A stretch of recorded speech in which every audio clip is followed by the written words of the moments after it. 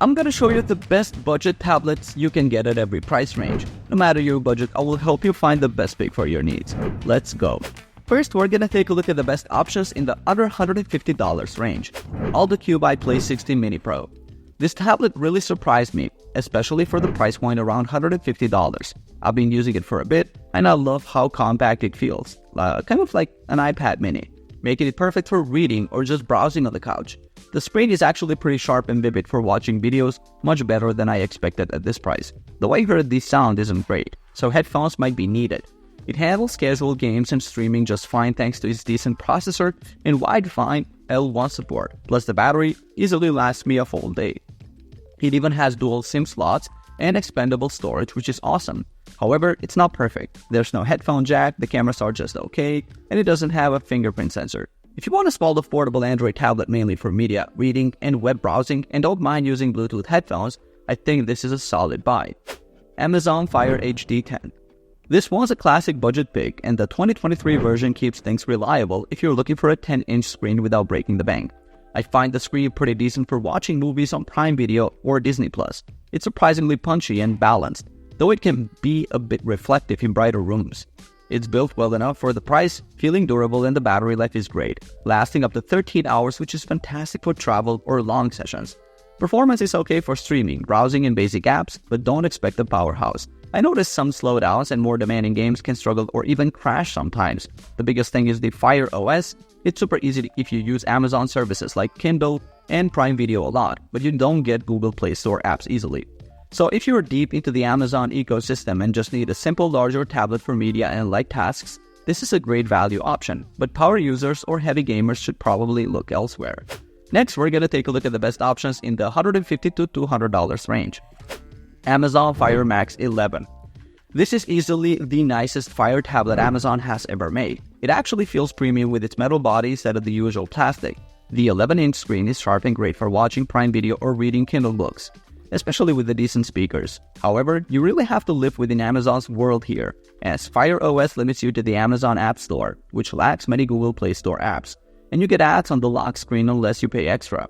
I'd say this is for someone deep into the Amazon ecosystem who mainly wants a tablet for streaming and reading and doesn't mind the app limitations. If you rely on Google Apps or want more flexibility for productivity, I'd probably look elsewhere. The battery life is pretty solid though, easily lasting through a day of use. Lenovo Tab M11. This Lenovo Tab M11 really surprised me with its value, especially the display. It's an 11-inch screen that feels really smooth thanks to the 90Hz refresh rate, making scrolling much nicer than you'd expect at this price. Plus, it runs a much cleaner version of Android compared to the Fire tablet, giving you full access to the Google Play Store. And Lenovo even includes a handy PC mode for multitasking.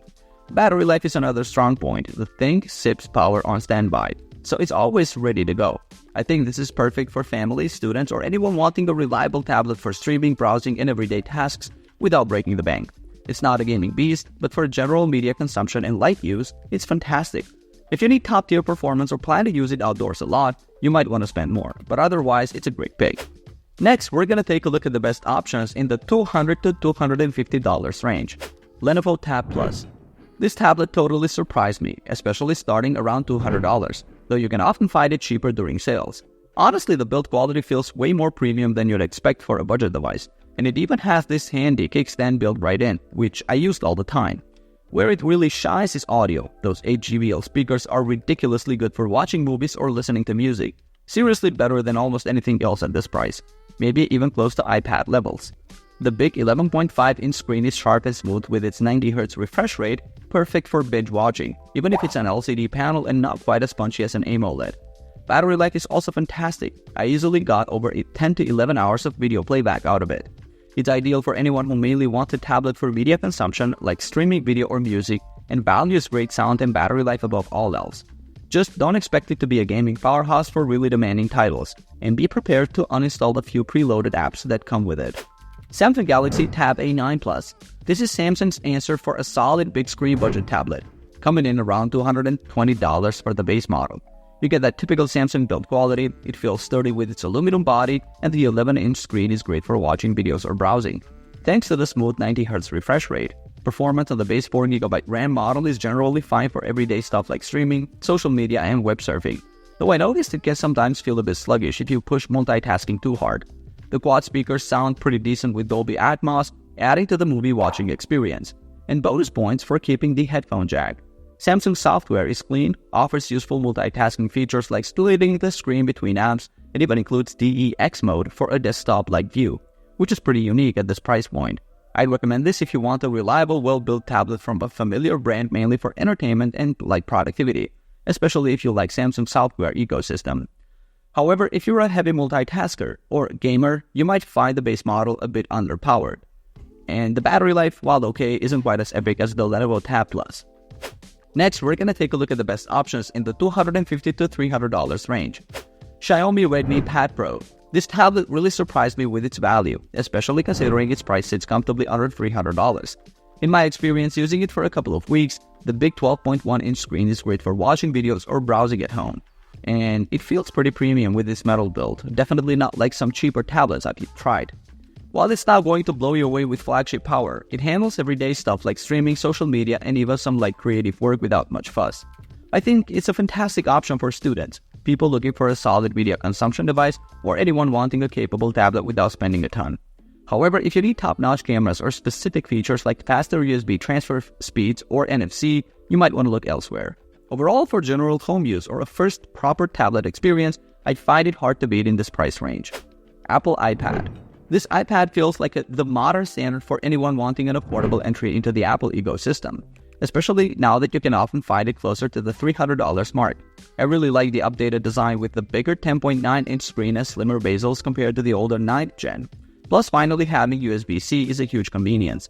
Performance-wise, the A14 chip handles everything I throw at it smoothly, from browsing and watching movies to basic productivity tasks and even some light gaming or video editing. It's just a great all-around tablet for most people, including students and families. The main perk for me is the Apple Pencil situation.